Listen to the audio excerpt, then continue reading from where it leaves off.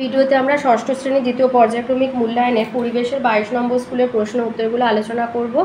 একের আইতে বলেছে ফসিল পাওয়া যায় যে শিলায় তা হলো পাললিক শিলা। 2 দৈর্ঘ্য ভর ও সময় হচ্ছে মৌলিক রাশি। 3 উদ্ভিদের বৃদ্ধি পরিমাপ করা হয় অক্সানোমিটারের সাহায্যে। 4 যে বস্তু সময়ের সঙ্গে স্থান পরিবর্তন করে না তাকে বলা হয় স্থির বস্তু। 5 প্রদত্ত কোনটি চৌম্বক পদার্থ নয়? লোহা, নিকেল, কোবাল্ট, গ্রানাইট হবে চৌম্বক পদার্থ নয়, এগুলো চৌম্বক পদার্থ। 6 দুই হাতের তালু পরস্পর ঘষলে যে শক্তি উৎপন্ন হয় তাকে বলে তা হলো তাপশক্তি। 7 হৃৎপিণ্ডের কোন কুঠুরিটি সব থেকে বড়? বাম নিলয়। 2 আছে শূন্যস্থান পূরণ। আয় পূর্ণবয়স্ক মানুষের শরীরে হাড় থাকে 206টি। 2 1000 ঘন সেন্টিমিটার মানে 1000 মিলিমিটার। 3 পৃথিবীতে সমস্ত প্রাণীর খাদ্যের উৎস সূর্য। 4 ঘর্ষণের ফলে বস্তুর ক্ষয় হয়। 5 প্রাকৃতিক গ্যাসের প্রধান উপাদান হলো মিথেন। 3 আইতে দিয়েছে উদাহরণ সহ পাললিক শিলা কিভাবে গঠিত হয় লেখো। এটা তোমাদের বইয়ের 56 পাতায় রয়েছে, শিলা আর খনিজ চ্যাপ্টারে।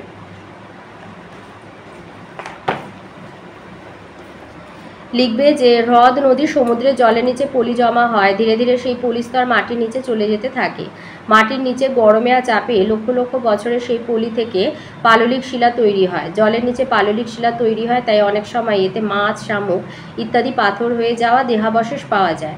আর পাললিক শিলা হচ্ছে 3 রকমের হয়, বেলে পাথর, শেল আর চুনা পাথর। 2 দিয়েছে মৌলিক বা প্রাথমিক রাশি কাকে বলে, এটা আছে বইয়ের 64 পাতায়। মাপযোগ ও পরিমাপ চ্যাপ্টারে রয়েছে। লিখবে যে সমস্ত রাশি অন্য কোনো রাশির উপরে নির্ভর করে না, যে সমস্ত রাশি অন্য কোনো রাশির উপরে নির্ভর করে না তাদের মৌলিক বা প্রাথমিক রাশি বলে, যেমন দৈর্ঘ্য, ভর এবং সময়। তাহলে যে সমস্ত রাশি এখানে যেটা আছে সেটা লিখলেও হবে। তো আমার মনে হয় যে সমস্ত রাশি অন্য কোনো রাশির উপর নির্ভর করে না তাদের মৌলিক রাশি বলে, যেমন দৈর্ঘ্য, ভর, সময়। 3 দিয়েছে গতিশীল বস্তু কাকে বলে উদাহরণ দাও। এটা তোমাদের বইয়ের 79 পাতায় রয়েছে। লিখবে যে বস্তুগুলি সময়ের সঙ্গে স্থান পরিবর্তন করে তাদেরকে গতিশীল বস্তু বলা হয়, যেমন চলন্ত ট্রেন বা চলন্ত বাস, এগুলো হচ্ছে গতিশীল বস্তুর উদাহরণ। 4 দিয়েছে শক্তি কাকে বলে, আর পোড়াচুন আর জল মেশালে কোন শক্তিতে রূপান্তরিত হয়। তো শক্তি কাকে বলে এটা আছে তোমাদের বইয়ের 84 পাতায়। কাজ করার সামর্থ্যই হলো শক্তি। তাহলে শক্তি কাকে বলে? কাজ করার সামর্থ্যকেই বলে শক্তি। আর পোড়াচুন আর জল মেশালে সেটা আছে বইয়ের 88 পাতায়। এই যে পোড়াচুন আর জলের মধ্যে রাসায়নিক বিক্রিয়া হয়, এর ফলে উৎপন্ন হয় তাপ। এখানে রাসায়নিক শক্তি তাপ শক্তিতে রূপ বদলেছে, তাহলে রাসায়নিক শক্তিতে থেকে তাপ শক্তিতে রূপান্তরিত হয়। 5 আছে খাদ্য শৃঙ্খল কাকে বলে, এটা আছে তোমাদের বইয়ের 93 পাতায়। লিখবে একটা প্রাণী একবার অন্য উদ্ভিদ বা প্রাণীকে খাদ্য হিসাবে গ্রহণ করবে, তখন সে খাদক। আবার পরে সেই প্রাণীটা নিজেই হয়তো অন্য কোনো প্রাণীর খাদ্য হবে। এরকম পর্যায়ক্রমিক খাদ্য সম্পর্কযুক্ত শৃঙ্খলকে বলা হয় খাদ্য শৃঙ্খল। উদাহরণ হিসাবে এই ছবিটা ভাষায় এরকম অ্যারো দিয়ে লিখে দেবে। সূর্য, উদ্ভিদ, ঘাসফড়িং, ব্যাঙ, সাপ, ময়ূর, বাঘ, এটা হলো একটা খাদ্য শৃঙ্খলের উদাহরণ করে দেবে। আর ওর সাথে আছে উদ্ভিদকে উৎপাদক বলা হয় কেন, এটা তোমাদের বইয়ে 92 পাতায় রয়েছে। এই যে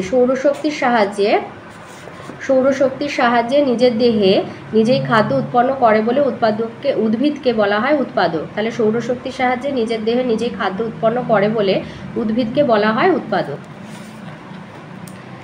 6 দিয়েছে শক্তি সমস্যা বলতে কি বোঝো, এটা রায়মার্টিন থেকে দিচ্ছি। শক্তি সমস্যা বা শক্তি সংকট, এটা আছে রায়মার্টিনের 188 পাতায়।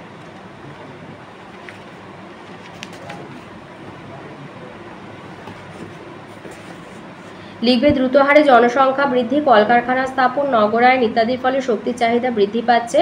শক্তির এই বিপুল চাহিদা মেটাতে গিয়ে ভূগর্ভে সঞ্চিত কয়লা, পেট্রোলিয়াম এবং প্রাকৃতিক গ্যাসের ভাণ্ডার দ্রুত ফুরিয়ে আসছে। সঞ্চিত শক্তির পরিমাণ ধীরে ধীরে কমে আসার ফলে আগামী দিনে এদের সরবরাহ কমবে, দাম বাড়বে, ফলে অপ্রচলিত পদ্ধতিতে বিদ্যুৎ উৎপাদনের খরচও বাড়বে। তো একেই বলা হচ্ছে শক্তি সংকট বা শক্তির সমস্যা।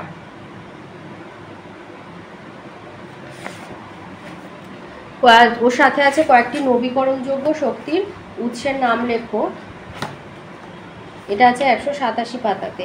নবীকরণযোগ্য শক্তির উৎস হচ্ছে বায়ুশক্তি, সৌরশক্তি, জোয়ার ভাটা শক্তি।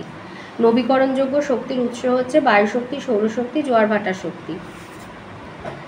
সাথে দিয়েছে বিজ্ঞানী বার্নৌলির নীতিটি লেখো আর 1 কিলো পাস্কাল সমান 1000 পাস্কাল। বার্নৌলির নীতি আছে তোমাদের বইয়ের 104 পাতাতে রয়েছে। লিখবে কোনো গ্যাস বা তরল গতিশীল হলে যে স্থানে ওই তরল বা গ্যাসের বেগ বেশি, কোনো গ্যাস বা তরল গতিশীল হলে যে স্থানে ওই তরল বা গ্যাসের বেগ বেশি সেই স্থানে ওই গ্যাস বা তরলের চাপ কম হয়। এটাই হচ্ছে বিজ্ঞানী বার্নৌলির নীতি। 8 দিয়েছে শ্বেত রক্তকণিকার কাজগুলো লেখো। এটা আমি একটু বই থেকে দিলাম, বইয়ের 112 পাতায় রয়েছে। এর আগে অন্য ভিডিও বা অন্য স্কুলে যে প্রশ্ন ছিল আমি সেখানে রায়মার্টিন থেকে দিয়েছি বা ছায়া থেকেও দিয়ে রেখেছি, কিন্তু এটা আমি একটু বই থেকে দিলাম। এই যে মূলত এরা শরীর রক্ষার কাজ করে, যে শ্বেত রক্তকণিকা এদের কাজ হচ্ছে মূলত এরা শরীরের রক্ষীর কাজ করে। পাহারাদার বা সৈন্যের মতো এদের কাজ হলো বাইরে থেকে আসা শত্রু যেমন রোগের জীবাণুর সঙ্গে লড়াই করে শরীরকে রক্ষা করা, এটা একটা কাজ। আর একটা কাজ হচ্ছে শরীরের কোথাও ক্ষত হলে তা সারাই করার সময়ও এদের দরকার হয় বা তার সারাই করতেও এরা সাহায্য করে। তো এই হলো দুটো কাজ এখান থেকে দিয়ে দেওয়া হলো, বই থেকে দিলাম। তো এই ছিল আজকের আমাদের ষষ্ঠ শ্রেণী দ্বিতীয় পর্যায়ক্রমিক মূল্যায়নে পরিবেশ এবং বিজ্ঞানে 22 নম্বর স্কুলের প্রশ্নের উত্তরগুলো।